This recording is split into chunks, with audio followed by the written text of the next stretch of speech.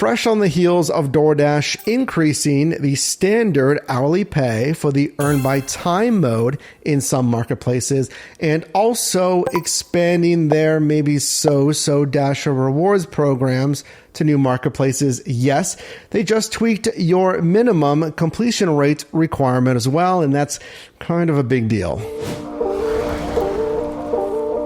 You know, the standard metrics that every single Dasher has to maintain to stay on the platform. Things like a 4.2 customer rating.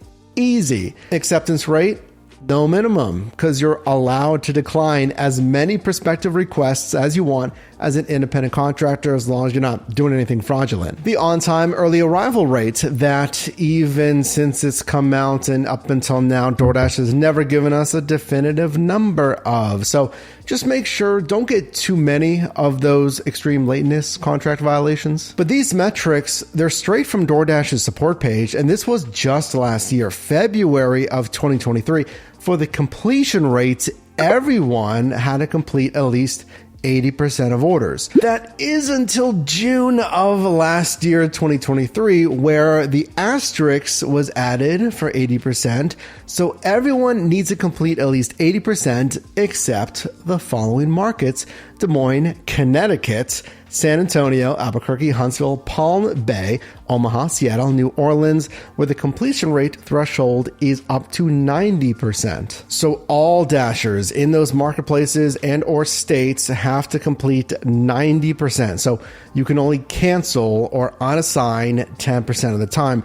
That is until Wave 2. In November of 2023, now all of these marketplaces had the new completion rate threshold of 90%, again, up from 80%. Well, at least now the completion rate is based on a rolling basis, so it's constantly changing based on the last assignments that you had. And I mean, DoorDash even says themselves that a vast majority of Dashers have a completion rate above 95%. And then, at least when I noticed this, let me know if this changed earlier, most likely end of Q4, but we'll say January of 2024, the marketplaces that were initially launched nationwide at 80%.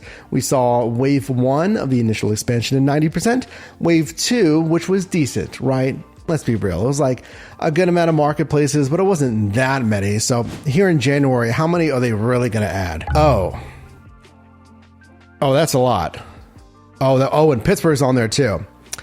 Oh, and there's a lot of states too. That is a lot of new marketplaces now under 90% minimum completion rate. Let's talk about why this matters. It's not the fact that it's a rolling basis. That's fine. It's really even not the fact that you can't complete 10% of your orders, because if we're real here, if you accept it, you're going to go pick it up. You're going to clearly deliver it until one of the following of these scenarios happens. So what happens if you accept the order, now you're intending to complete it, and you get to the whatever, McDonald's, insert restaurant name in your marketplace, and they say one of several things.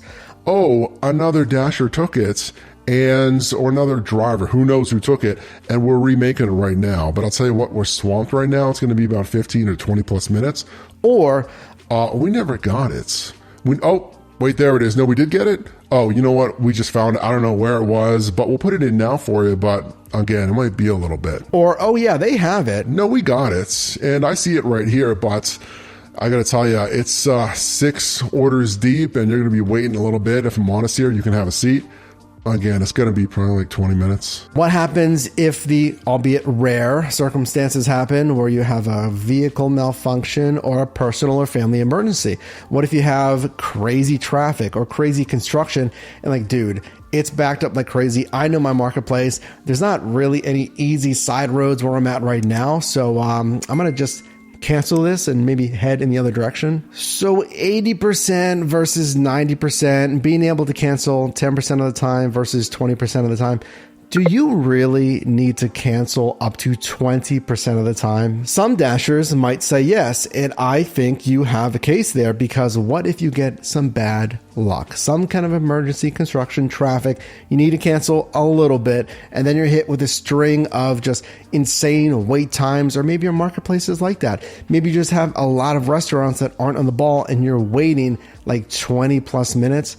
I don't want to take that. I want to be able to cancel it. But at least for some comparison and a real world example, look at my profile. I'm sitting at 100%. But I mean, after you've done a good amount of deliveries and you're familiar with the platform, because when you're new, you might accidentally accept one. Like, I didn't want to accept that McDonald's for $4, cancel it, and you might have a few of those. But honestly though, is it gonna crush you going from 80%, being able to cancel 20%, which is a good amount of orders, to cancel to 10%? That still gives you the flexibility on the rolling basis. And honestly, how often do you even cancel? Trust me, I get it. Is it the best thing in the world for Dashers? No, because you want as much flexibility as possible. And it makes me think of walling off, we'll say, high paying orders on either the old, quote, old priority access to the minimum acceptance rates, or the newer Dasher rewards program under the 50% and the 70% acceptance rates. That, I think, stings more for me, because I obviously want access to higher paying orders, but I don't want to accept at least 50% of orders. That whole structure hurts me more than the 80% to 90% change for minimum completion rate. Let me know your thoughts on that.